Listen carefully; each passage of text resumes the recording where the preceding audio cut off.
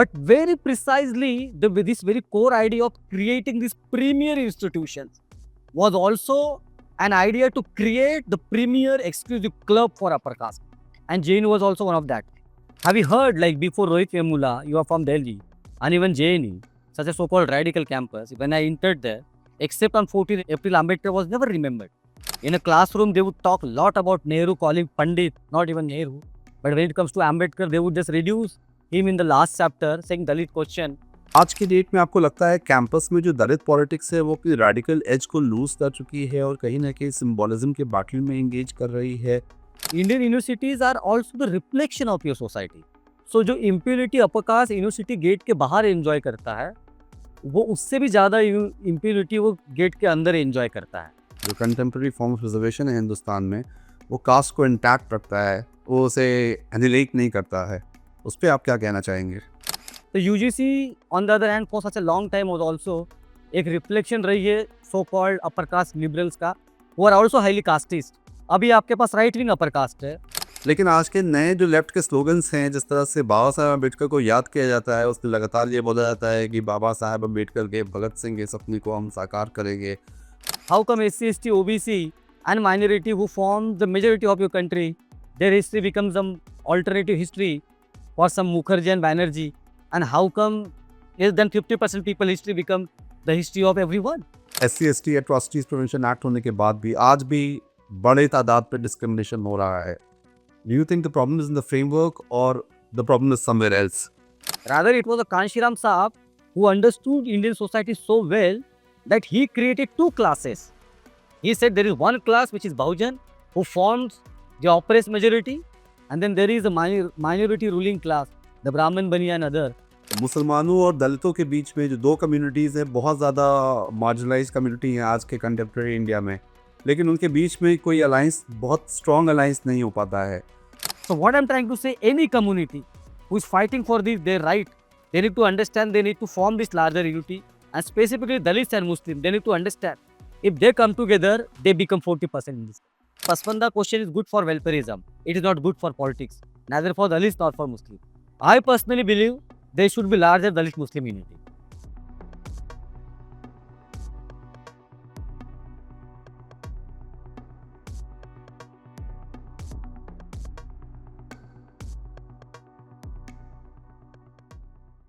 Hello, सलाम, आदाब. मेरा नाम असद अशरफ है और आप देख रहे हैं नाउस नेटवर्क. आज हम एक खास गुफ्तगू के लिए तैयार हैं राहुल सोनपिंपल के साथ, एक प्रोमिनेंट दलित एक्टिविस्ट, थिंकर और अंबेडकर क्रॉनिकल के एडिटर. उनके काम कास्ट पॉलिटिक्स, सोशल जस्टिस और कंटेम्प्रेरी पब्लिक डिबेट्स के दरमियान एक अहम जगह बनाता है. ये इंटरव्यू करंट दलित पॉलिटिक्स, प्रोग्रेसिव मूवमेंट्स के चैलेंजेस और कम्युनिटीज के बीच सॉलिडारिटी के मुमकिन रास्तों को एक्सप्लोर करेगा. तो चलिए शुरू करते हैं इस खास गुफ्तगू को राहुल सोनपिंपल के साथ. राहुल, आपका बहुत बहुत खैर मकदम है नाउस के इस पॉडकास्ट में. आज हम आपसे बात करेंगे जो यूजीसी एक्ट को लेकर एक मसला बना हुआ है. जिस तरह से पहले यूजीसी एक्ट को लाया गया, उसके बाद सुप्रीम कोर्ट ने उस पर स्टे लगा दिया. इसके अराउंड जो पूरा पॉलिटिकल माहौल बना हुआ है, इसके बात करेंगे आपसे. तो मेरा पहला सवाल राहुल ये है, मैं चाहूँगा कि आप ही हमारे दर्शक को बताएं कि ये एक्ट क्या है और इस एक्ट को क्यों लाया गया, उसके बाद स्टे क्यों लगा दिया गया इस पे, इससे जो पूरा हंगामा बरपा हुआ है वो क्या है?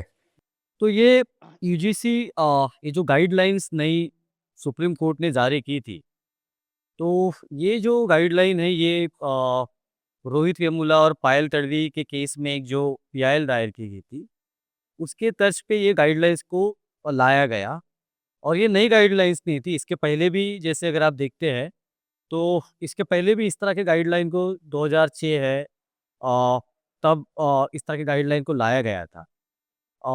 ये गाइडलाइन ये भी कहती है कि जो कहा गया है कि एक ऐसी कमिटी बनाने की बात करती है जो यूनिवर्सिटी कैंपसेस में ना केवल जातिगत डिस्क्रिमिनेशन, बल्कि और भी जो अलग जैसे तरह के डिस्क्रिमिनेशन है, उसको भी एड्रेस करने की बात करती है. और साथ ही साथ इस गाइडलाइन में ये है कि कुछ टाइम बाउंड है. जैसे यदि आपने कोई कंप्लेन की है, तो जो इंस्टीट्यूशन के हेड है, वो इंस्टीट्यूशन के हेड जो है उसको एक कमेटी बना के विदिन द 15 डेज है वो एक रिपोर्ट फाइल करते हैं. and then there are other certain small bigger mechanism to make sure that there is no discrimination of. लेकिन जो हमारी अंडरस्टैंडिंग है और जो प्रोटेस्ट इसके ऊपर हुआ और सुप्रीम कोर्ट ने जो रोक लगाई, so if you will look at those guidelines, I kind of find these guidelines are toothless. of उसका कारण ये है कि जैसे ये गाइडलाइंस, अगर सबसे इम्पोर्टेंट बात ये कहा जाए कि इंस्टीट्यूशन का हेड एक कमेटी बना के इसको हेड करे और फिर वो मेक श्योर करे कि जस्टिस हो, in the other form discrimination को रोका जाए, या जो डिस्क्रिमिनेट कर रहा है उसको किसी किसी तरीके से उसको कुछ पनिशमेंट दी जाए, राइट। तो आप अगर देखते हैं बारीकी से तो ज़्यादातर जो यूजीसी के अंडर इंस्टीट्यूशंस आते हैं और जो नॉन यूजीसी इंस्टीट्यूशंस भी है जो यूजीसी के अंदर नहीं आते हैं, वहाँ के जो इंस्टीट्यूशन के हेड्स है वो ज़्यादातर अपर कास्ट है। तो अपने आप में ये जो गाइडलाइन है, हालांकि आप कह रहे हैं कि एक एससी एसटी ओबीसी पर्सन रहेंगे, आप ये भी कह रहे हैं कि कोई स्टूडेंट रिप्रेजेंटेटिव रहेंगे जो स्पोर्ट्स से आते हैं, तो मुझे नहीं पता कि जो स्पोर्ट्स के रिप्रेजेंटेटिव है उनको जस्टिस का कितना आइडिया होगा। तो काफ़ी वेग गाइडलाइंस ये लगती है। लेकिन महज भर कि इस तरह के गाइडलाइंस यूनिवर्सिटी के अंदर कंपलसरी हो और इस तरह के कमेटी बने, महज इतने ही छोटे से बात से जो एक तरह की, एक जो मैं हमेशा कहता हूँ कि एक जो अर्बन अपर कास्ट एंग्जाइटी है, जो अभी भी एक मैं कहता हूँ कि मिडवेल एंग्जाइटी है, it's not the modern anxiety, still a Midvale anxiety, वो इस तरीके से अपर कास्ट की बार बार बाहर आती है कि सुप्रीम कोर्ट को मजबूरन, मैं कहता हूँ कि even the supreme court judgement is quite shallow and it does not go with the modern state or the modern constitutional state.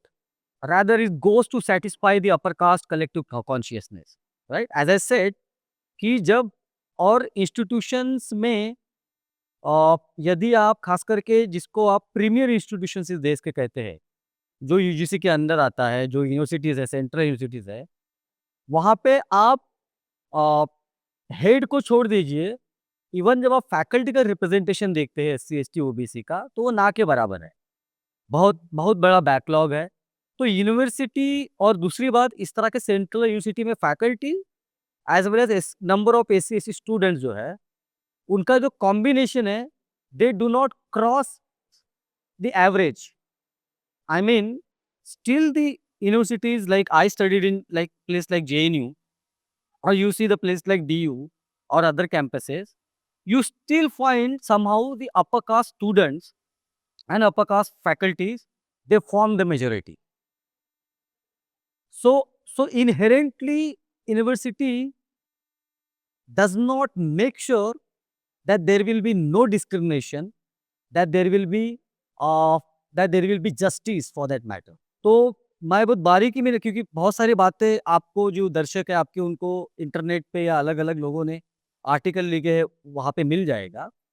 लेकिन जो मेरी अंडरस्टैंडिंग है ये सारी गाइडलाइंस को लेकर, क्योंकि मैं छात्र राजनीति में सक्रिय रहा, आपको पता है, जेएनयू में, उस जीवन में जब हम एक आंदोलन की भूमिका में जस्टिस पाने की कोशिश करते थे, तो समहाउ मेरा ये रियलाइजेशन है कि even the very fight within the university for justice from the marginalized sections, specifically from ST, SC, OBC and Muslim minority, they're bound to fail because the structure has been designed in such a way कि, और आप ये भी देखिए कि Indian universities और Indian society, Indian universities are also the reflection of your society.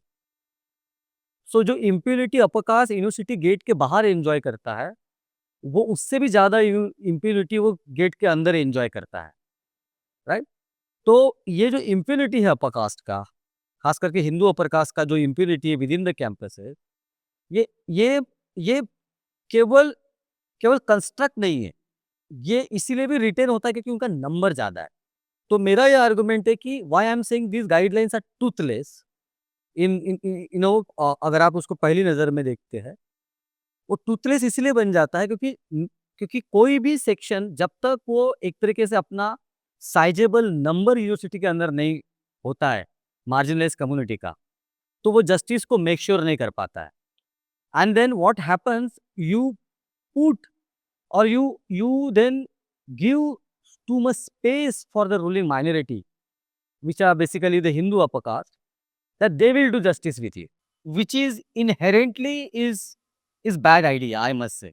तो आप ये बात कह रहे हैं कि ये एक जो पूरा एक्ट है अपने आप में एक विषय है, जहाँ पे अपर कास्ट जो इंस्टीट्यूशंस के हेड होंगे वो एक कमेटी बनाएंगे, उसमें कमेटी में ऑफ कोर्स अलग अलग तरह के लोग होंगे, उसमें प्रोविजंस हैं, लेकिन आप एक्सपेक्ट नहीं कर रहे हैं कि जो अपर कास्ट लोग होंगे वो जस्टिस दे पाएंगे, राइट? बिल्कुल, जैसे मैंने कहा कि this is the objective condition, you know, if you analyse the guidelines और जो एचआईडी मिनिस्ट्री का जो पोजीशन है और सुप्रीम कोर्ट का भी जो जजमेंट है, आप अगर वो पत्रक को भी पढ़ते हैं जो गाइडलाइंस का है, आप उस डॉक्यूमेंट को यदि पढ़ते हैं, तो उसको ऑब्जेक्टिव एनालिसिस अगर आप करते हैं, तो जैसे वो कह रहे हैं कि यूनिवर्सिटी के हेड इसको गाइड करेंगे।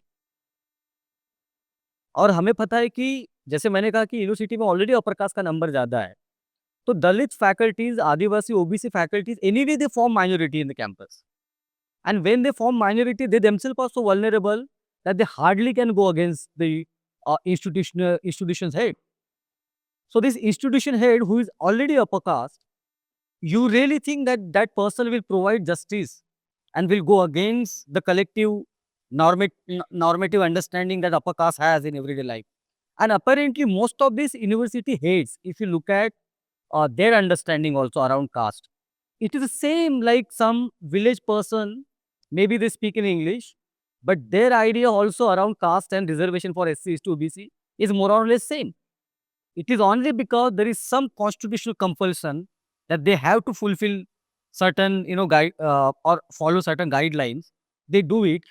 If there is no compulsion, they may act same as a village upper caste sarpanch who acts in the village, and that came out very clearly when you saw the outburst, or when we saw the reactions from the upper caste, not just from students but also from different sectors, from different avenues. They spoke the same language.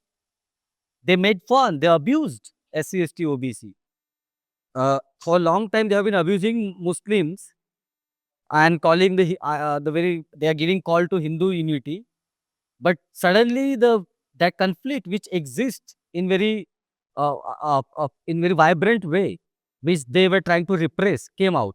जिन लोगों से मेरी बात हुई, कई upper caste लोगों से जो लोग इसके विरोध में थे, वो एक एंग्जाइटी उनकी ये थी कि ये लॉज मिसयूज हो सकते हैं, और उनका आज भी ये कहना है, बहुत अनफॉर्चुनेट है, आज भी ये कहना है कि जो SC/ST प्रिवेंशन एक्ट है और जो प्रोटेक्ट करता है SC/STs को डिस्क्रिमिनेशन के अगेंस्ट भारत में, वो भी मिसयूज होता है। वो कह रहे थे कि ये एक्ट भी उसी तरह से मिसयूज हो सकता है। डू यू थिंक दैट यहाँ पे कोई प्रोविजन ऐसा था कि उसको मिसयूज किया जा सकता था, और उससे कहीं हमारे समाज के जो अपर कास्ट लोग हैं उनको नुकसान हो सकता था?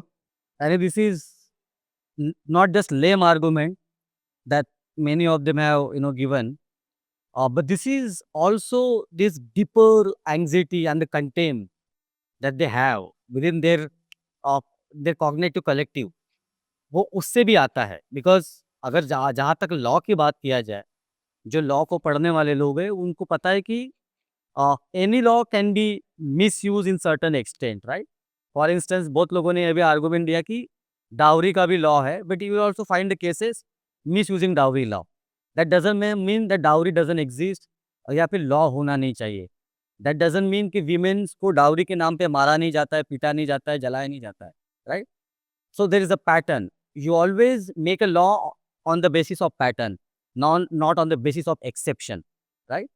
तो ये बहुत सरल और आसान बात है किसी भी व्यक्ति को समझने के लिए। तो ये जो आर्गुमेंट ये लोग दे रहे हैं, जो अपने आप को बहुत मेरिटोरियस कहते हैं, तो इनका मेरिट यहाँ पे नज़र में आता है कि कितना मेरिट इनमें है, कितनी लॉ की अंडरस्टैंडिंग इनमें है। अरे लॉ की भी छोड़ दीजिए, एक सहज अंडरस्टैंडिंग। अगर आप मेरे गाँव के एक महिला को पूछेंगे कि डाउरी का लॉ क्यों होना चाहिए, तो वो बेचारी जब कभी स्कूल में भी नहीं गई है, वो जो लैंडलेस लेबर है वो भी कहेंगे कि ये लॉ होना चाहिए क्योंकि हमें पता है। और आप उनको ये बोलेंगे लेकिन इसका तो मिसयूज होता है, तो वो कहेगी हो सकता है हो, लेकिन हमारी जान इससे बचती है, या मेरे बेटी की जान इस लॉ से बच सकती है, राइट? तो वो भी इस बात का जवाब सरलता से और आसानी से दे सकती है। खैर लेकिन ये मैं आपको यही कह रहा था कि I am more interested with C I as I said I don't have much hope from Indian state or the ruling government or even from Supreme Court for that matter. Not just me, I guess the majority of Dalits and Adivasi in this country, and I must say Muslims also, have lost hope in this regime, which claims to be democratic, which is not democratic at all, but which is too violent against the marginalized section. And I'm sorry to say, Supreme Court is quite violent when it comes to the SC/ST Act.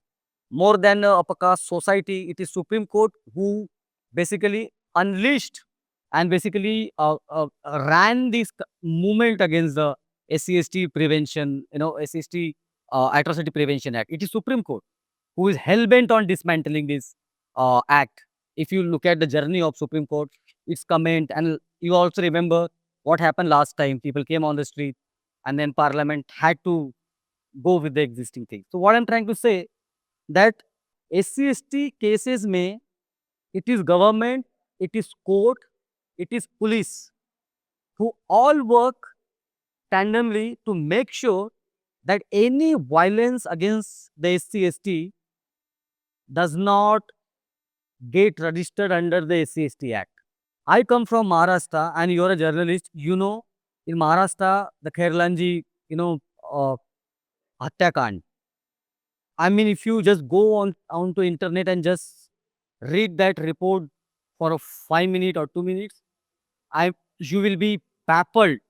You will question the humanity, that how can such an inhuman act, even people can imagine, forget about bringing that act, but even to imagine such kind of act. But do you know the government lawyer, state lawyer, the ruling government, then the Congress NCP, the court, the police, they all acted together to make sure that case does not get registered as under the SC/ST Act.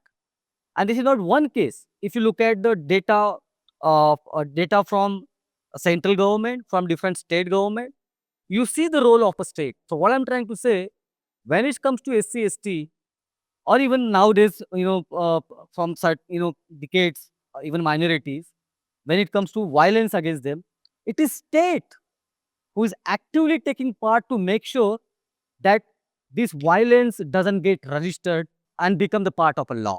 What the state is reflecting? State is reflecting this collective fear, anxiety, and morality of Hindu upper caste. And whatever the minor representation that this marginalized community have in educational institution, in judiciary, and so on and so forth, they are not just vulnerable. I must say they are helpless. They are simply there for token. Even the Gawai could not do anything. I mean, one person comes, throws shoes on his face, and he can't do anything, because at the end he's a state actor who somehow is operating into this larger political ecosystem that we have today. So I must say again that I do not have hope from any such guidelines. But yes, I'll add that in the next point, that why BJP government brought this at 4. Yeah. BJP government जो जिसको माना जाता है, जिसको progressive discourse में ऐसा कहते हैं कि वो हॉस्टाइल है सोशल जस्टिस की पॉलिटिक्स को लेकर, और बहुत ज़्यादा ईमानदारी से सोशल जस्टिस की पॉलिटिक्स को नहीं करती है, उसने ऐसा लॉ लाया क्यों इन द फर्स्ट प्लेस? तो यदि आपको पता होगा कि अभी उत्तर प्रदेश में विधानसभा इलेक्शन आने वाले हैं, और यदि आप पिछले लोकसभा इलेक्शन को अगर एनालाइज करेंगे, तो समाजवादी पार्टी और कांग्रेस का गठबंधन जो था, उसको बहुत ही ऑब्जेक्टिव यदि आप एनालिसिस करते हैं, तो एक बड़ा सेक्शन था जो नॉन यादव, नॉन मुस्लिम, जो ट्रेडिशनली हम कहते हैं कि यादव मुस्लिम समाजवादी पार्टी का वोट है, उसके बियॉन्ड समाजवादी पार्टी को वोट मिला है. And that reflected the winning more seats. At the same time, that also reflected in the weak or the coalition government that we have today, right? And that is the bigger threat. Now, UP also is a state which is also been the battleground of Bahujan politics. From Kanchiram to BSP and now President Mayawati and Chandrasekhar and Moria and many other small and bigger leaders there, they came from that the very concept of the ideology of Bahujan, where the smaller, in the small OBC caste, small let's say scheduled caste, they are now politically aware about their rights, right? Now, for BJP, it is important to win them, and even to win them, they need to put something forward which shows that they are too much in favor of social justice. But they are not. Now you see what they are doing with the SC/ST budget. They are misusing most of the BJP government are misusing the SC/ST budget fund. But anyway, that is another debate. But what I'm trying to say ki in political terms, they knew. And it was, I believe that the Karni Sena and other Hindu upper caste organization, they all well coordinated और वो साथ में उन्होंने protest शुरू किया और ये RSS BJP के साथ मिलके ये सब कुछ किया गया कि आप ऐसा दिखाएंगे कि आप सरकार के खिलाफ है, आपके इन्फ्लुएंसर भी जो ये कोशिश करेंगे साबित करने की कि सरकार कितनी ज्यादा SC ST OBC के पक्ष में है, बल्कि अपर कास्ट उसका अपोज कर रहा है जो उसका ट्रेडिशनल वोट बैंक है। एंड देन दे न्यू कि इसको हम सुप्रीम कोर्ट में डालेंगे और सुप्रीम कोर्ट इसको बर्खास्त कर देगा, जो कि हुआ। So now what is the situation? Now you see the situation at the ground that there is an image now, okay, BJP acted in our favor, but Supreme Court didn't. How come Supreme Court acts or give judgment without any concrete evidence in favor of Ram Temple? If one is a student of law, not just in India, elsewhere also, if one reads that entire judgment, nowhere Supreme Court is saying that they have a concrete evidence that this masjid should be demolished and given for the Ram temple. No archaeological survey, no archaeological evidence support. But what they said, for a collective consciousness, for a larger Hindu upper caste consciousness. So similarly, Supreme Court here also knew. So what I'm trying to say, Supreme Court never acted in isolation. Supreme Court never acted what we say with the constitutional morality. Here in the same case, I must say Supreme Court worked in tandem with the ruling upper caste government, which is BJP. And the RSS is there. And they all work together just to win the UP election. Because on the other hand, you see, they do not talk about backlogs. They do not talk that why there are no OBC faculties, professor in the universities. They do not talk how there should be reservation in the private sector. Because private sector mostly owned and controlled by the Hindu upper caste. They do not talk about all this. So even caste census for that matter, they were the party जो बहुत लंबे समय तक विरोध किया. But when they realized कि this worked at the ground, in last Lok Sabha election, the caste census, the reservation, the Rahul Gandhi's completely radical positions in favor of Dalits, Adivasi and OBC helped Congress and SP radical position, not the usual Congress Savarna position being in shelter, satisfying everyone, but the radical one. They took the radical position and that helped. And BJP wanted to act more radical than this. And precisely this was a game. But then you're making an allegation of Supreme Court of India. ये आप कह रहे हैं कि supreme court of India एक coherence में काम करती है सरकार के साथ और शायद इस वजह से कि पूरा प्लॉय था जहाँ पे सरकार एक एक्ट को लाती है और उसके बाद सुप्रीम कोर्ट से इस पर स्टे लगवा देती है। तो ये सुप्रीम कोर्ट की इंडिपेंडेंस पे एक बहुत बड़ा सवाल है और एक ये भी सवाल है कि सुप्रीम कोर्ट किसके साथ, किसकी एंग्जाइटीज़ के साथ अपने आप को अलाइन कर रही है। क्या सुप्रीम कोर्ट अपर कास्ट के एंग्जाइटीज़ के साथ अपने आप को अलाइन कर रही है, और अगर कर रही है तो क्यों कर रही है? Is it the structural problem with the courts of India कि वहाँ पे दलित जजेस नहीं हैं, वहाँ पे दलित रिप्रेजेंटेशन नहीं है, वहाँ पे एसटीज का रिप्रेजेंटेशन नहीं है, वहाँ पे ओबीसी का रिप्रेजेंटेशन नहीं है? Is it because of that or is it because of more structural reasons? No, I must say that the post-Indian democracy that they call democracy is inherently been controlled by Hindu, Brahmin, upper caste. And Supreme Court from the very beginning, if you look at the first amendment in the Indian Constitution was made with the reference of reservation, where one upper caste from Tamil Nadu objected. And you can check that history. What I'm trying to say, if you look at the history of Supreme Court or other courts also, you will always come to know that from the very beginning, Supreme Court was never independent when it comes to SC, ST, OBC communities, right?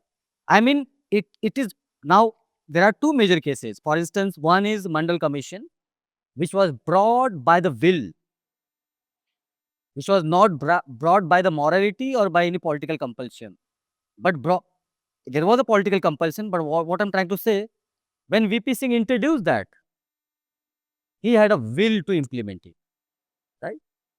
Even when Supreme Court said कि SC/ST Act में बदलाव होना चाहिए, and when people came on the street, the parliament, the government had to go to the protest of the people because they knew. But it is Supreme Court who, saying that we are an independent body, always enjoy this upper caste Brahmin impunity, and there are historical judgment, which India as a democracy will always be judged, not just through your politician, but Indian democracy will always be judged by your Supreme Court, who has always stood with the oppressor caste in this country. Whether when it comes to the Babri Masjid issue, I must say, or whether it comes to SC/ST atrocity cases, the heinous atrocity cases, or whether it comes to the present UGC Act, and there are many such cases, or whether it comes to reservation. Now, so apparently, except Supreme Court and the universities, you see some form of representation that exists, if not in full sense, but for a long time it was a university which remained kind of exclusive clubs of upper caste, and now it is the Supreme Court which is the exclusive club of these Brahmin boys, and nowadays the Brahmin women also, and the other upper caste. Tell me one judgment where Supreme Court acted too radically in favor of the marginalized communities in this country. Tell me one judgment. I was checking one. I did not find any judgment like that. And this was an opportunity for Supreme Court to basically reproduce that collective will of the Indian Constitution, saying that there is enough data that there is a discrimination. There are heinous cases of a murdering Dalit student, compelling them to commit suicide in your so-called modern institutions and the universities. And with that understanding, Supreme Court should have acted with the will of the Constitution. But Supreme Court did not act with the will of the Constitution, but it acted through the will of the upper caste collective consciousness. And Supreme Court is the highest symbol of it. Right. You're making a very serious allegation there, Rahul. But let me come back to UGC. How do you see UGC as a body? I mean, doesn't have any independence in today's India, or it has become a regulatory mechanism for the government to control education institutions? No, I must say UGC or any institution in the so-called parliamentary democracy where elections happen, people come win, and they also control institution. There are ministers. No institutions you can imagine is independent. So UGC was never an independent, even when the Congress was in power. But yes, during that time, I must say, UGC with few individuals who could think like Sukhdev Thorat sir, who come from the Dalit community, who would understand the pain and the suffering of Dalit, Adivasi and other marginalized community, would bring some good changes, or would like to bring good changes in the university campuses. But not कि UGC हमेशा से इतना कोई progressive रहा हुआ है. हमें पता है यही यूजीसी है जिसने बहुत लंबा समय लगाया है यूनिवर्सिटी के सिलेबस में बाबा साहेब, सावित्रीबाई फुले, बिरसा मुंडा, महात्मा फुले और तमाम अनगिनत नाम जो हमें पता है, लेकिन यूजीसी को नहीं पता था, यूजीसी की कमेटी को नहीं पता था. तो उस तरह के कोई कभी तो गाइडलाइन नहीं रही है ना. तो जो अपने आप को अपर कास्ट लिबरल कहते थे, वो नेहरू, गांधी और राजेंद्र प्रसाद और इस तरह के जो उनकी जो कोटरी है, जो हमारे जेएनयू में भी मुखर्जी बैनर्जी जो कोटरी रही हमेशा, उस तरह की जो यूजीसी को और वही रिफ्लेक्ट उस तरीके करती रही यूजीसी में भी. तो इन लोगों ने भी जो है कभी अंबेडकर को बाबा साहेब नहीं कहा इनके, या फिर कभी इंक्लूड नहीं किया, जैसे नेहरू को पंडित कहा या गांधी को महात्मा कहा. So there was the UGC on the other hand for such a long time was also एक रिफ्लेक्शन रही है so called upper caste liberals का, वो are also highly casteist when it comes to कि जब उनका हेजेमनी का break करने की बात होती है. अभी आपके पास राइट विंग अपर कास्ट है जो चाहता है कि सावरकर इंक्लूड हो, जो चाहता है कि संघ से लोगों का रिक्रूटमेंट हो, जो चाहता है कि एसटी एससी ओबीसी भी यदि कोई रिक्रूटमेंट होता है तो वो उस तरह का एससी एसटी ओबीसी हो जो नतमस्तक हो जाए. जो अंबेडकर के रेडिकल विचारों को ना माने, जो चाहता है कि यूनिवर्सिटी में जो अंबेडकर चेयर है वो संघ के द्वारा संचालित हो, और इसीलिए बहुत सारे अंबेडकर चेयर जो सुखदेव थोरात सर के टाइम पे शुरू हुए थे, ये बहुत सारे डिपार्टमेंट में ये अभी संघ के द्वारा संचालित किया जाता है, जहाँ पे अंबेडकर और सावरकर को समान दिखाने की कोशिश की जाती है। There are many such effort. तो as per as I understand, no no institution in this country कभी भी वो इंडिपेंडेंट नहीं रही हुई है, कभी वो दूसरे अपर कास्ट के खेमे में रही है, आज वो एक संघ के अपर कास्ट वाले खेमे में है। So what you suggesting is that कि इन द एंड ये अपर कास्ट खेमे में ही रहती है, irrespective of the fact who is in government, चाहे वो राइट विंग गवर्नमेंट हो या लेफ्ट विंग गवर्नमेंट हो, जो रिप्रेजेंटेशन होता है वो अपर कास्ट का होता है, जो इंटरेस्ट सर्व करती है यूजीसी वो अपर कास्ट को सर्व करती है। बिल्कुल। You tell me that how long you are journeying? You must be knowing, you are visiting university campuses, interacting with the student. Have you heard, like before Rohit Vemula, you are from Delhi, and even JNU, such a so-called radical campus, when I entered there, except on 14 April, April Ambedkar was never remembered.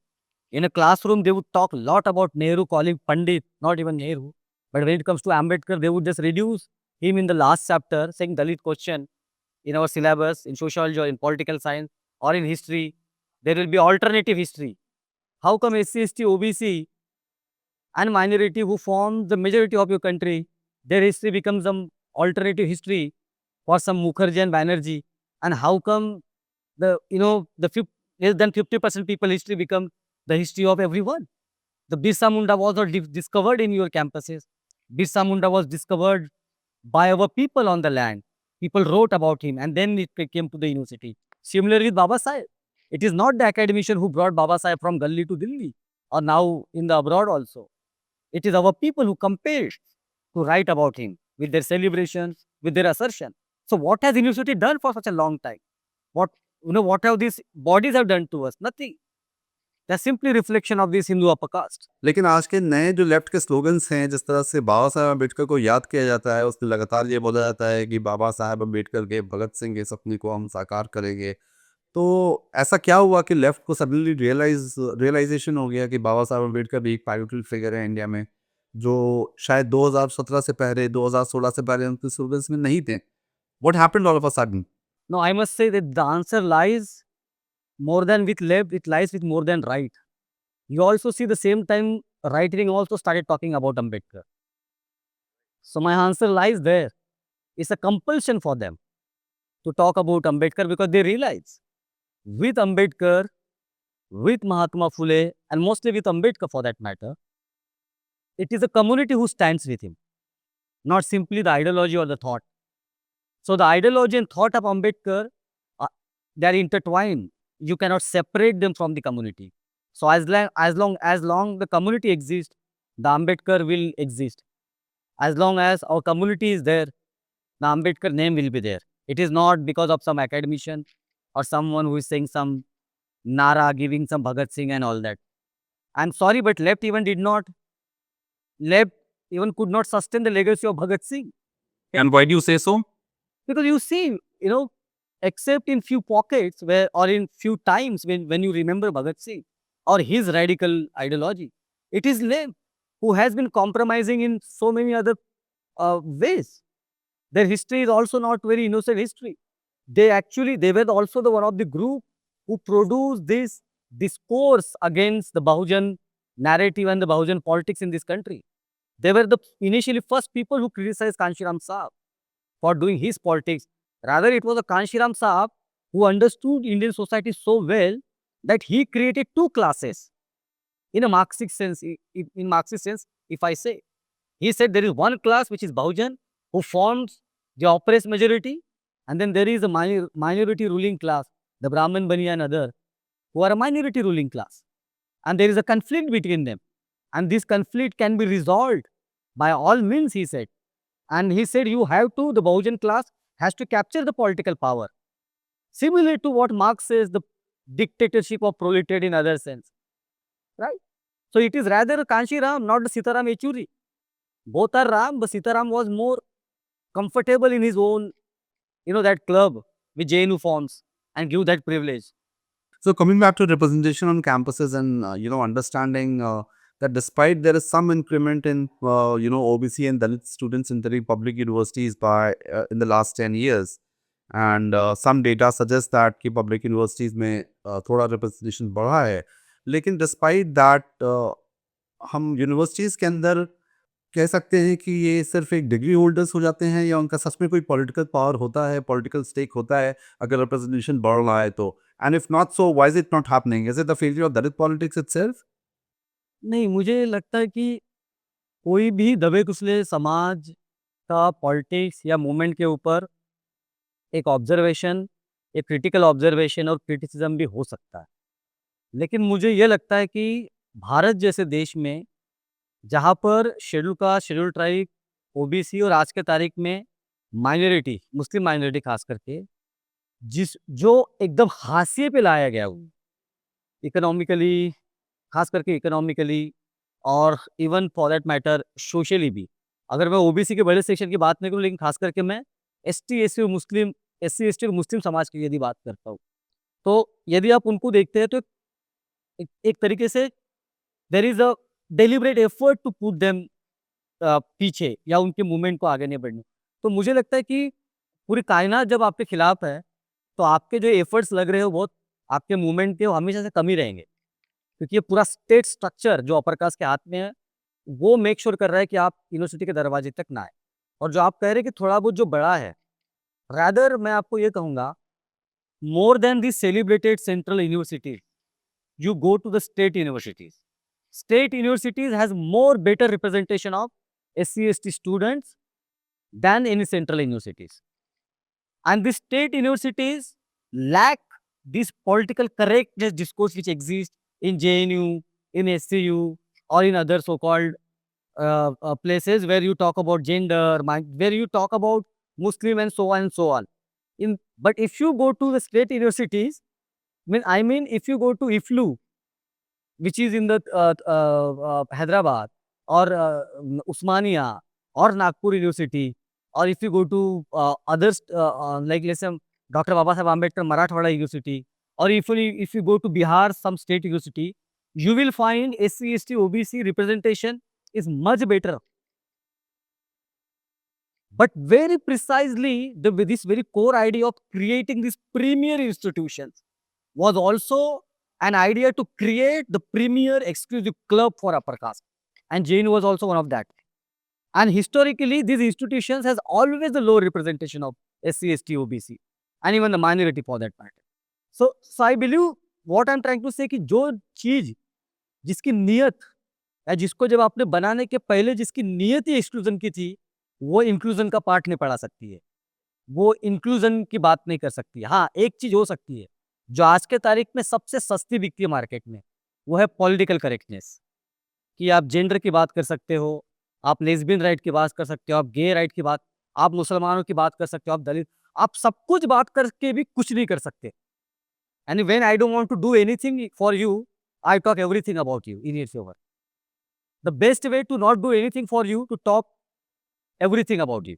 अभी पूरा देश जो है, जैसे US का जो एक liberal university होता है ना, जहाँ पे सारे दुनिया की बात की जाती है, लेकिन वही यूएस पूरी दुनिया को इम्पेयर तोड़ने की भी कोशिश करता है। Best way is this, if I want to invade you, I can not invade you in today's time saying that you are my enemy. No, if I want to invade you, I will have to tell that you are not democratic, you do not have the gay rights, you do not have the lesbian rights. And then how do you invade today? You invade with the political correctness. So political correctness has become the new tool for university campuses. And similarly, the political correctness is used by the right wing now. Now I'll add something new, maybe that it may not go with you. For a long time, Dalit OBC scholars have been criticizing against this upper caste post-colonial theory, who are mostly the Bengali upper caste, settled down in US, taking all money from these big corporate. Most of their department are funded by the corporates. If you study the university and their department, right? But the same people will talk about new colonialism and all that and so on and so forth. Now the same discourse to go back into the past. Search, there is something good in the past, the golden past. A similar discourse been helping the right wing, this post-colonial narrative, to find truth in the past, not in the modernity. The modernity is oppressive.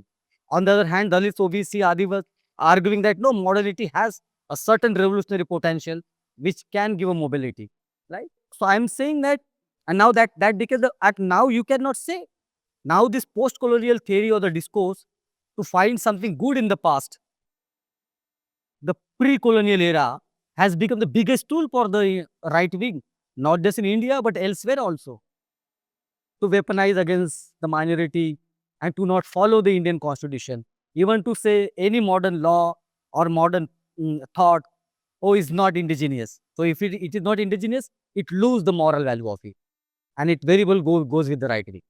Right, Rahul. My interest here is when you're talking about the progressive ideology. I mean, the so-called progressive ideologies that we think are inclusive and that we think are very plural, very diverse. That talks about diversity, pluralism.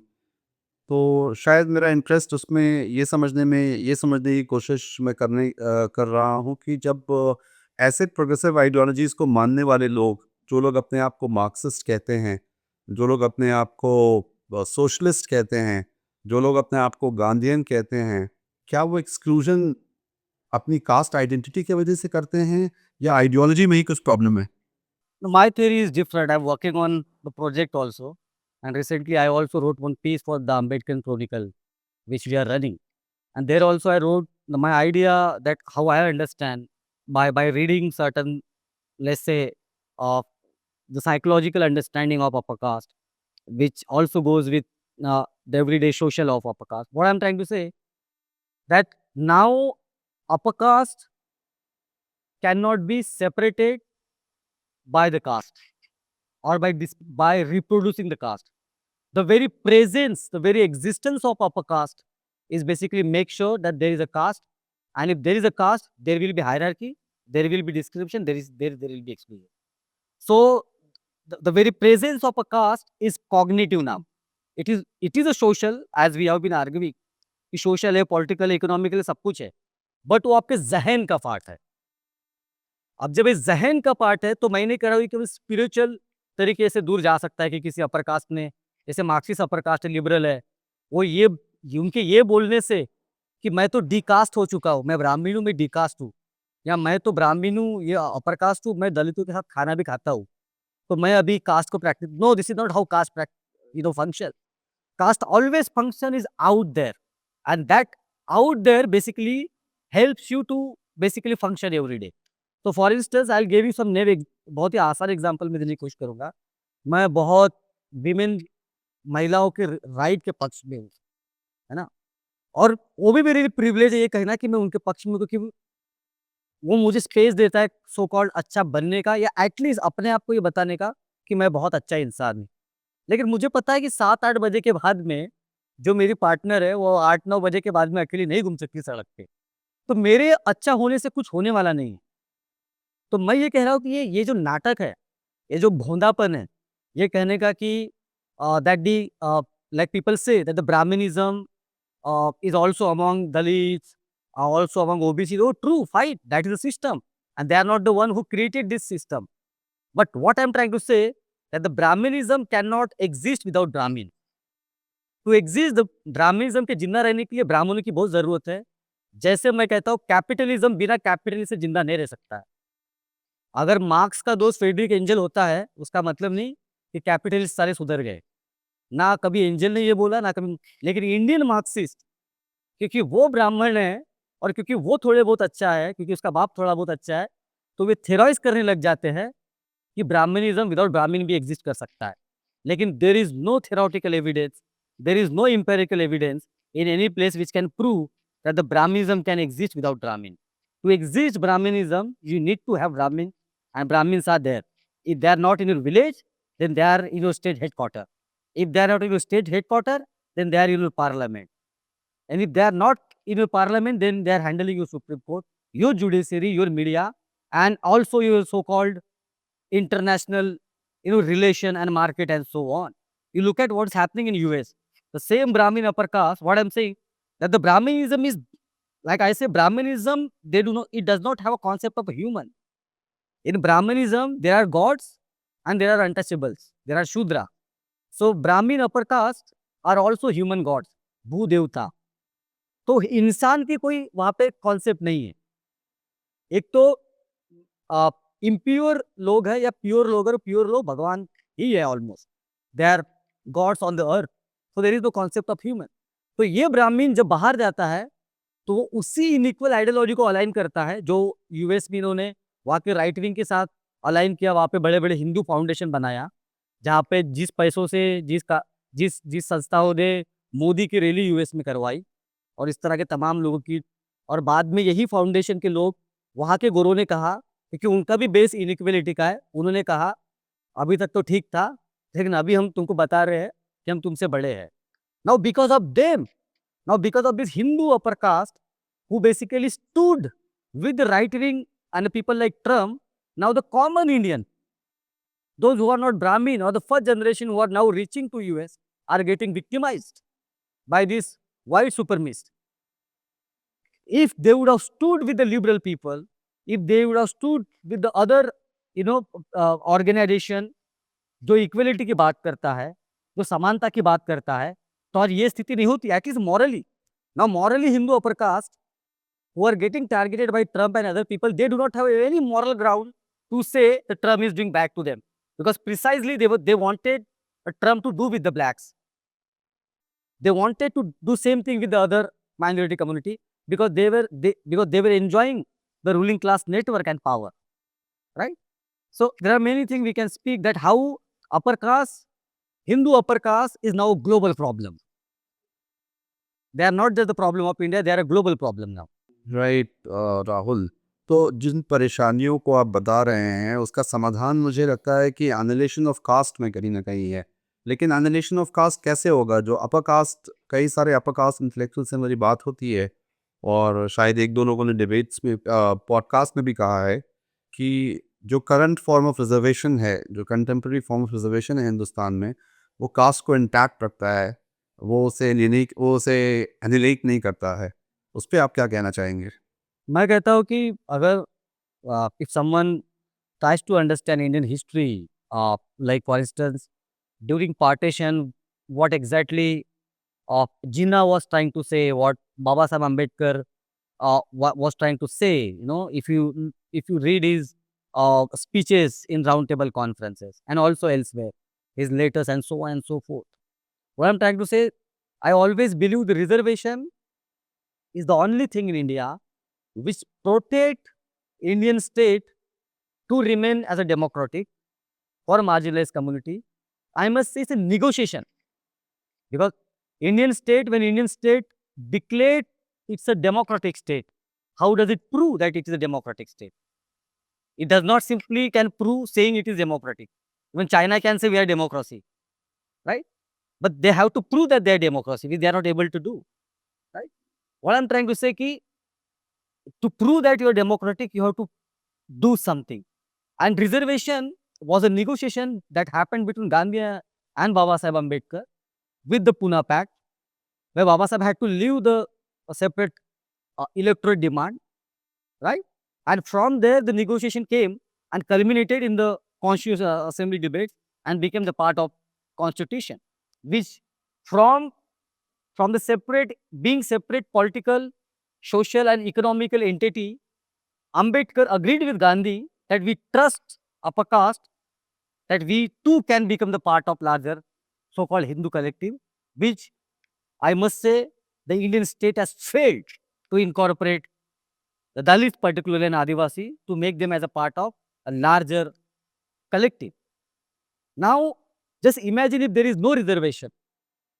We are almost 22 crore in this country. Muslims are almost 20 crores if they do the good calculation. If there is no mechanism for them to give something, they will be on the street. And no upper caste will be able to save the Indian democracy. Just imagine. And now even OBCs. If the 85% people come on the street when there is no mechanism for them that their children can get good school, good education, good jobs and so on and so forth, what will they do? Same like a farmers who came on the street against the farm bills, these people will come not simply as farmer, carpenter, or Dalit or what.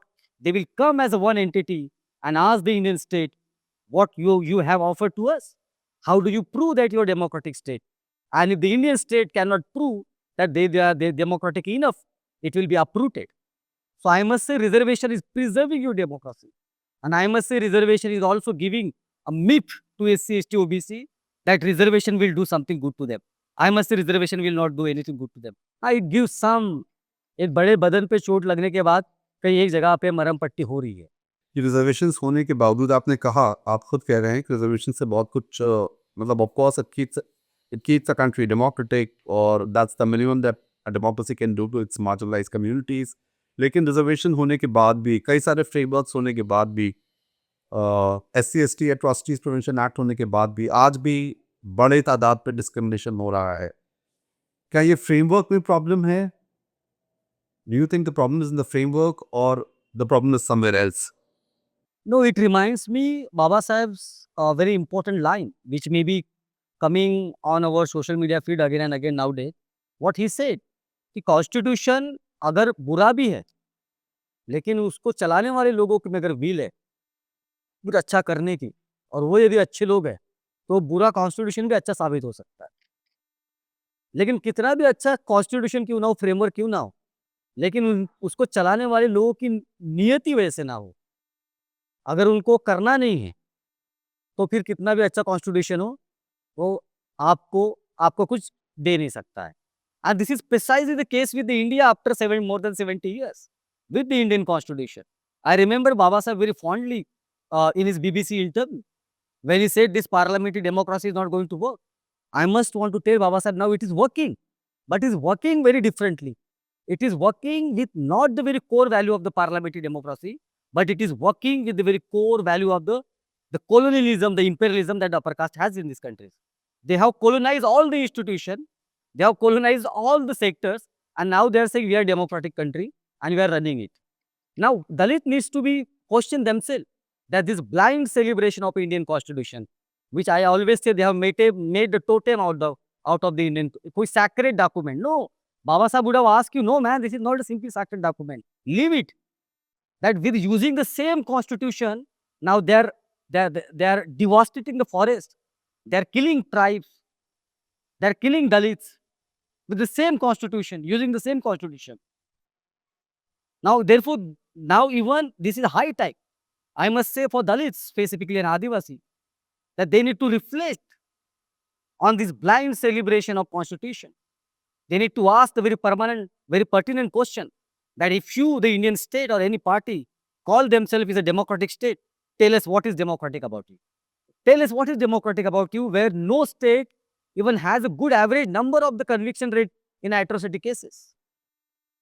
How come you are democratic where Supreme Court judge, a Dalit judge, someone from right-wing ideology comes and throws shoes on him and nothing happens to him? The law doesn't function. How come Dalit students, Adivasi students are compelled to commit suicide who are coming from their villages in the university? How come the university professor on a face can say very easily, you will be failed, you will not be given number? उनको जाति के नाम से चमार से लेकर दुनिया भर, वो गांव में होता है, हम समझते हैं. इस देश के जो गांव है, हमको कोई we are not Gandhian, we have no romanticism of village.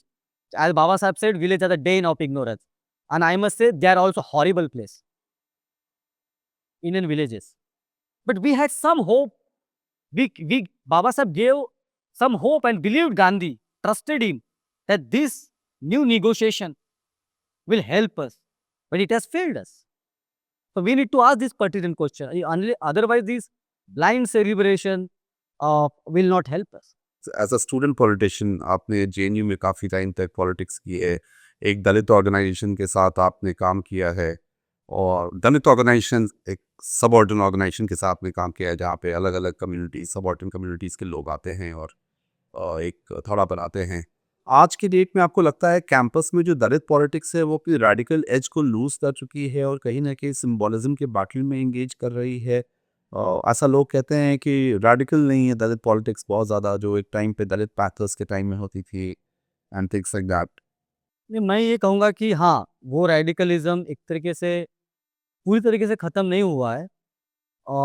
लेकिन दलित स्टूडेंट पॉलिटिक्स या कैंपस पॉलिटिक्स जिसको हम कहते हैं, उसका एक बहुत बड़ा हिस्सा जो है अभी सेंट्रल यूनिवर्सिटी का हिस्सा बन चुका है।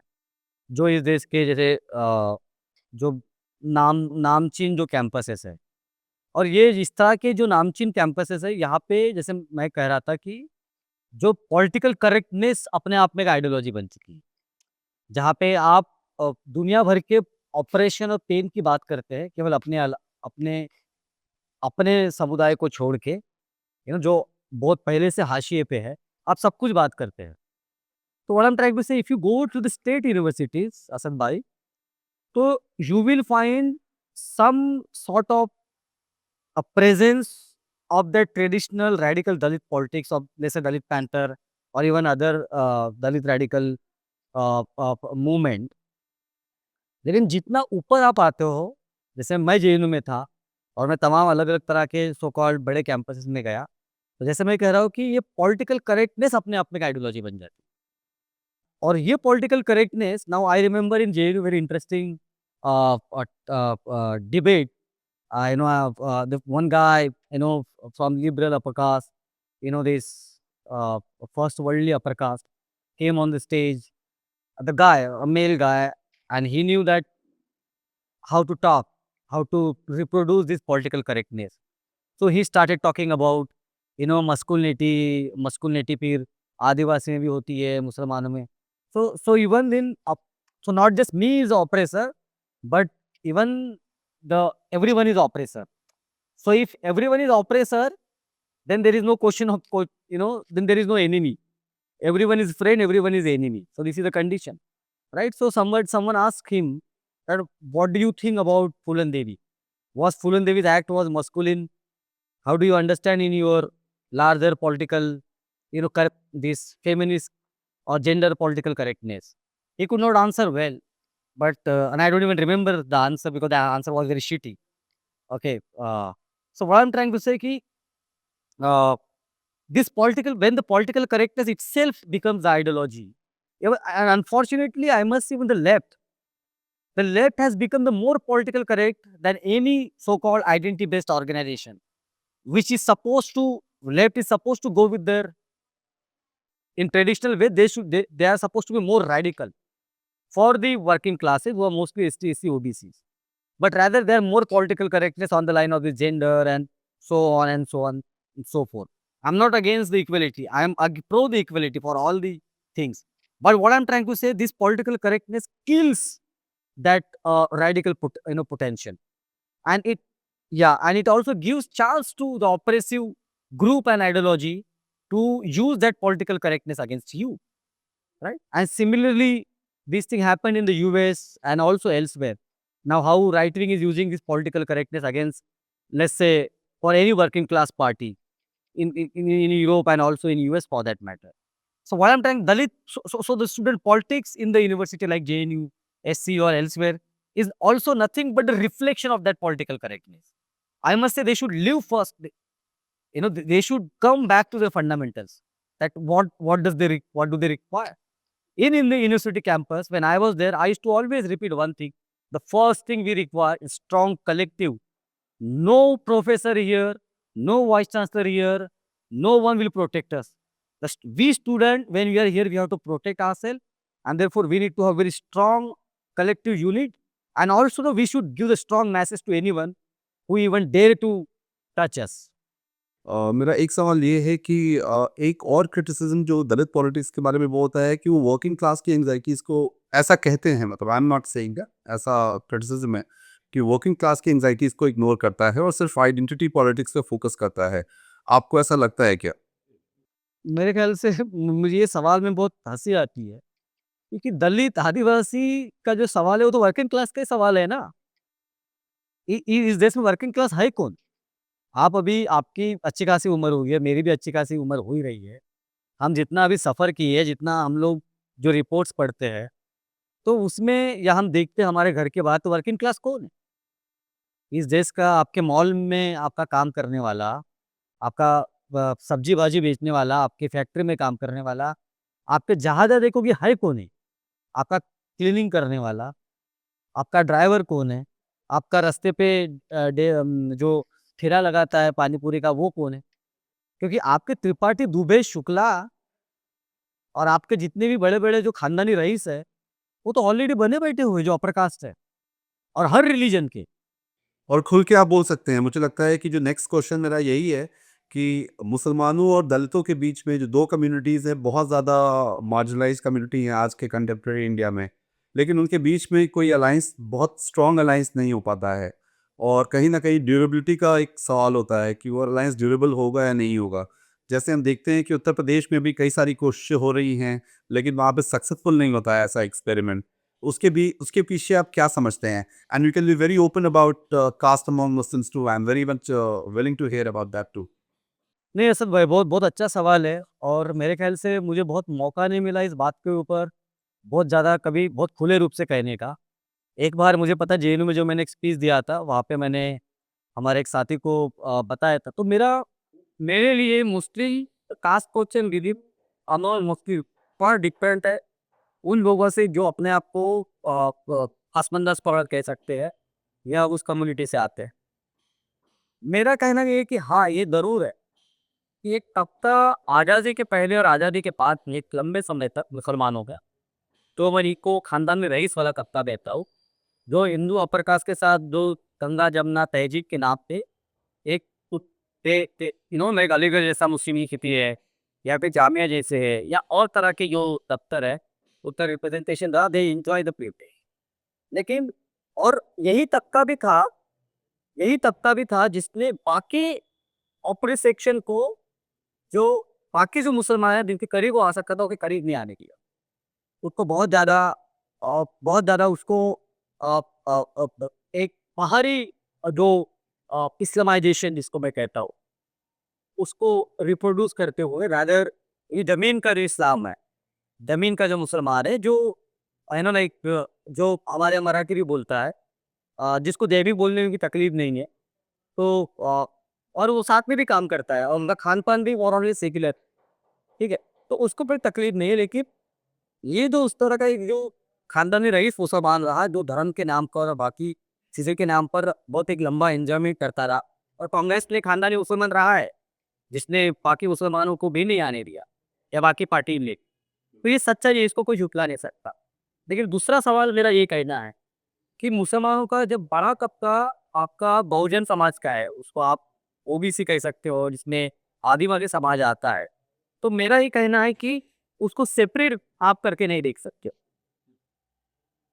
मेरा ये कहना है कि we should reiterate rather say the Pasmanda Dalit unity I repeat I must say we should say Muslim Dalit unity और Muslim Bahujan unity why precisely because it is the lower caste Muslim over Muslim in this majority so they should not form a different entity altogether. Right. They should be rather the dominant force to carry Islam in this fact. Right. And they are the one. Right. Because the moment you say they are separate, or so you're also basically snatching the right from they that they are the one who own Islam here, not the Amatas or the Amatas. Right. So therefore I must say कि और एक बहुत political level पे अगर बार-बार इस बात को कहता हूँ ये होना चाहिए और एक मुसलमानों के, दलितों के, आदिवासियों की जो कॉलर है, इंटेलेक्चुअल है, जो मूवमेंट में लोग काम करते हैं, उन्हें इस बात पे रिफ्लेक्ट करना चाहिए नंबर पे कि इतना बड़ा तबका है, जिसको जिसको राजनीतिक अनाथ बनाने की कोशिश की जा रही है। मुसलमानों को तो बना ही दिया गया है और खासकर से दलितों को, खास करके वो दलित कम्युनिटी को जो महाराष्ट्र में जिसको हमेशा कहते हैं कि सब कुछ लूट लिया, लेकिन वही कम्युनिटी सब कुछ दे उतारा के नंबर देखता है तो या जाटों को या चमारों को नॉर्थ इंडिया में ये कम्युनिटी अभी भी फोर फ्रंट पे है। इन कब जो लड़ने वाली कौम है और बाबा साहब मुसलमानी के बारे में हमेशा कहते हैं कि लड़ने वाली कौम वो, और वैसे ही दलकों में चमार और महार अगर मैं इसको वो लड़ने वाली कौम और इन लड़ने वाले कौम को पॉलिटिकल अनाथ कैसे बनाया जाए, ये पूरा एक हम देखते हैं कि हर इलेक्शन में किया जा रहा है। नॉन जाटो दलित, नॉन महार दलित और वो दलितों में सब कैटेगराइजेशन ला के सब कर कहना है कि हमें ये रिफ्लेक्ट करने की बहुत ज़रूरत है, खास करके मुसलमानों को और दलितों को, जो खास करके राजनीति सोचते हैं, राजनीति करते हैं, मूवमेंट करते हैं, लिखते हैं, कि दोबारा से इतना बड़ा पॉपुलेशन है। मैं कहता हूँ इस देश में केवल मुसलमान और दलित साथ में आ गए, तो इस देश का वो कम अराउंड 40% पॉपुलेशन है इस देश का। They can form a third force in this country. They can form a third party in this country and can dictate the government in this country. They should have this reimagination, because at the end, if you are thinking politics through politics for a marginalized section, then you need to always think about a number. But if you are thinking politics through welfareism, then you cannot do the politics. जैसे सब categorisation का मसला BJP RSS के लिए राजनीति है, लेकिन हमारे विचारवंतों के लिए वेलफेयरिज्म का मसला है। वो वेलफेयरिज्म हो ही नहीं सकता है कि भाई आप रिजर्वेशन है, ये reservation is not welfare policy, it's a negotiation with the state, and the community who always come to fight for their rights, they are the only community who come for a negotiation, and that's what Jinnah did with the britishers, because the Muslims were at the front to fight with the British for their right, therefore they could do the negotiation. Similar with Ambedkar. Adivasi did not have as such a very strong leader for themselves. That is why they failed to have very strong negotiation with the Indian state, and even the OBC for that matter. Now OBC have some good leaders during 90s like Lalu and other, JP after JP movement, so they could bring the Mandal Commission. So what I'm trying to say, any community who is fighting for their right, they need to understand, they need to form this larger unity, and specifically Dalits and Muslims, they need to understand, if they come together, they become 40% in this. Right Rahul, मेरा आपसे आखिरी सवाल ये है कि क्या state policy भी हम इमेजिन करते हैं दलित सॉलिडारिटी, मुस्लिम सॉलिडारिटी, और जैसा आप कह रहे हैं कि 40% की तादाद है, अपने आप में बहुत बड़ा तादाद होता है एक थर्ड फ्रंट बनाने के लिए। एक थर्ड फ्रंट क्या मतलब, I think the most powerful could be the most powerful front. लेकिन उस बीच में आपको ऐसा भी लगता है कि स्टेट कहीं कहीं ऐसी पॉलिसीज लाती है, स्टेट ऐसे डेमोग्राफिक चेंजेस को इन्हांस करती है जहाँ पे ऐसी सॉलिडारिटीज़ को तोड़ा जा सके, जहाँ पे दलित मुस्लिम सॉलिडारिटी को ना बनने दिया जा सके, जहाँ पे ओबीसी मुस्लिम सॉलिडारिटी को ना बनने दिया जा सके। बिल्कुल, और उसका सबसे बड़ा एग्जाम्पल है कि बीजेपी आरएसएस के तरफ से पसमानदा सवालों को उठाना। अगर कोई नंबर से भी देखे, एक दो रिपोर्ट में पढ़ रहा था, तो जो कम्युनल राइट्स हुए हैं, जहाँ पे जो हिंदू ऑर्गेनाइजेशन जिन मुसलमानों को मारा है ज़्यादा तौर पे, वो तो पसमानदा मुसलमान से ज़्यादा आते हैं, बैकग्राउंड से आते हैं। आप बिहार का यदि राइट देखते हैं आप, तो बिहार के राइट में मरने वाले लोग कौन थे? वो सबसे ज़्यादा पसमानदा मुसलमान थे।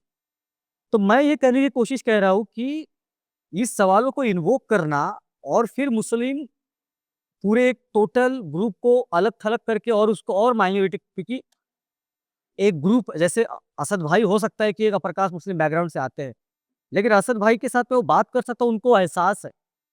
लेकिन वो उस पहचान से नहीं आते हैं, जो पहचान इस देश में आज सामंती है, वो पहचान आज इस देश में पावर में बैठी है, जुडिशरी में बैठी है, पार्लियामेंट में बैठी है, वो पहचान से वो नहीं आते। तो मैं असद भाई के साथ कम्युनिकेशन कर सकता हूँ, लेकिन क्योंकि असद भाई अलग-थलग और क्यों पड़ जाए, और वो माइनॉरिटी से माइनॉरिटी हो, और उनका जो बोलने लिखने वाला तबका है, जिसको एक प्रिविलेज मिला था, उसका बोलना भी खत्म कर दें, ताकि ये जो बड़ा पसमंदा है, जो मजदूरी करता है, जिसके पास ज़मीनें नहीं हैं, इनको हम बहला-फुसला सकें। तो what I am trying to say again repeatedly, this is high time that we need to, I am saying okay, Pasmanda question is good for welfarism, it is not good for politics, neither for Dalits nor for Muslim. I personally believe there should be larger Dalit Muslim unity. Thank you so much for giving us your time. बहुत बहुत insightful comments आपके हैं, बहुत insightful आपने बातें कही, उसके लिए बहुत बहुत शुक्रिया। और हम उम्मीद करेंगे फिर से एक बार आपसे दोबारा किसी टॉपिक पे मिलें और बात करें ऐसी बेबाकी के साथ। मैं सभी अपने आपके दर्शक हैं या मुझे जानने पहचानने वाले लोग हैं, उन सबसे गुजारिश करूँगा, दिल से गुजारिश करूँगा कि असद भाई और नाउ जो पॉडकास्ट है बहुत अच्छा काम कर रहा है। हाशिए पे रहने वाले लोगों के सवालों को आगे नहीं आ रहे हैं, हम जैसे लोगों को प्लेटफॉर्म दे रहे हैं, तो ऐसे प्लेटफॉर्म को सब्सक्राइब कीजिए, ठीक है, पॉडकास्ट को सर्कुलेट कीजिए, और इस सर्कुलेट करके लोगों के बीच में इसके बारे में बात कीजिए। तो thank you very much. Thank you so much, thank you so much.